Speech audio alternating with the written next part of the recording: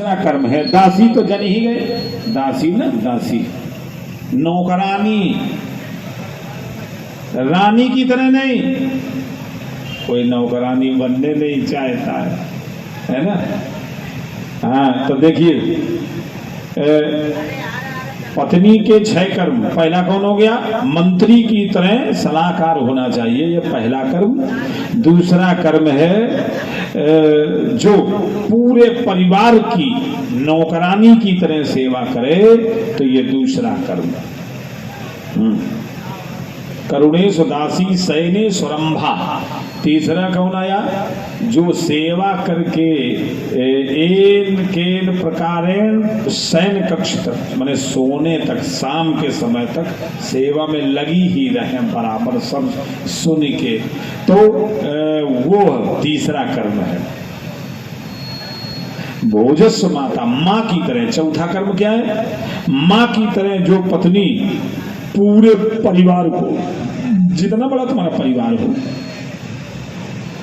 साथ में सब लोग हैं, जेठ जेठानी, देवरानी या सास ससुर, जो भी तुम्हारे परिवार में एक साथ में, सबके लिए करना। ये नहीं कि अपने पति का सब्जी कटोरिया बद धरे अब बाकी कहते सब मरे, तो ये नहीं करना है, बराबर देखना, बराबर। हाँ, ये चौथा कर्म है जो पूरे परिवार को सोने तक स्थिति तक की सेवा करती रहे। भोजस्व माता, माँ की तरह अपने पूरे परिवार को भोजन कराएं। और का कारेश मंत्री करुणेश दासी शयने स्वरंभा भोजस्व माता, माँ की तरह। चौथा कर्म क्या हो गया? माँ की तरह पूरे परिवार को भोजन कराइए।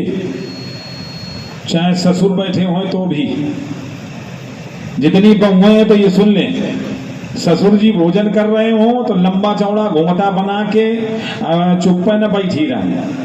बार बार पूछिए, पापा अच्छा नहीं लग रहा है क्या? 2 रोटी और ले लो, एक अच्छा और ले लो, थोड़ा सा सालन ले लो, थोड़ी दाल ले लो, है ना, क्या चटनी ले, हमें क्या खाएंगे, दूध थोड़ा दे दें, पापा का दांत कमजोर हो गए। मना करके, फुसला करके, बहला करके, थोड़ा थोड़ा करके और खिलाइए।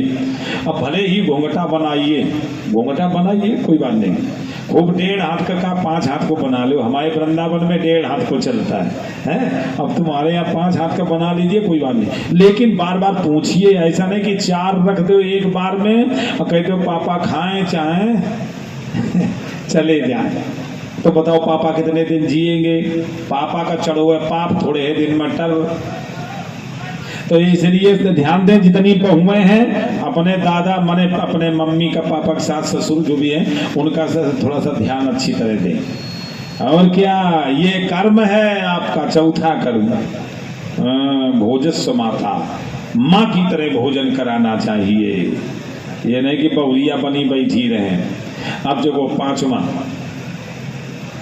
धर्मानुकूला, 5वां कर्म है, आप धर्म से इतना बंधी रहती हैं, भोजन कराते कराते स्वयं भले ही भूखी रह जाएं, लेकिन पूरे परिवार को भोजन करा देती, अपना नमक में खा लेती, अपना चटनी में खा लेती, लेकिन पूरे परिवार को सालन में खिला देती, दाल में खिला देती। यही तो आपका 5वां कर्म है कि आप धर्म से इतना बंधी हैं कि अपने पति का भी धर्म निभा रही हैं, और बच्चों के लिए माँ का धर्म निभा रही हैं, और अपने सास ससुर के लिए बहू का धर्म निभा रही हैं। धर्म निभाते निभाते उम्र चली जा रही है। ये है आप सबका 5वां कर्म। 6वां क्षमया धात्री। कोई काम करती रहती हैं, आप अच्छा कर रही हैं, लोग बड़बड़ाते हैं, तुमने ये नहीं किया, तुमने ये गलत कर दिया, तुमने देखो ये कर, इतना नुकसान कर दिया। अब जब काम करोगी तो कभी कभी नुकसान भी हो जाएगा, कभी कभी तो कुछ न कुछ फैलेगा, है ना। अब पता लगा 250 ग्राम दूध फैल गया है, तो सास जी आई 100 बातें सुना रही हैं, तो आप सबकी सुन करके और सहन करके, अब फिर भी आप उसी मन से रो के फिर से फुसला के अपने आप में और फिर करने लगती हैं, तो ये आपका 6वां कर्म है। बड़े सरल हैं, माताओं बहनों को निभाना चाहिए और करती रही हैं सब। पहले वाली तो सब करती रही हैं, लेकिन अब आजकल थोड़ा परिवर्तन हो गया है। और आजकल एडवांस जमाना है। अब आजकल की पढ़ी लिखी बिटियां अगर एक और तमाचा मार दे तो अटैची मई के पहुंच जाए, है ना। हाँ, तो कर्म ये नहीं निभ पा रहे, तो अब हम तुम्हें बता दिए है ना, ब्राह्मण के कर्म बता दिए, संतों के कर्म 6।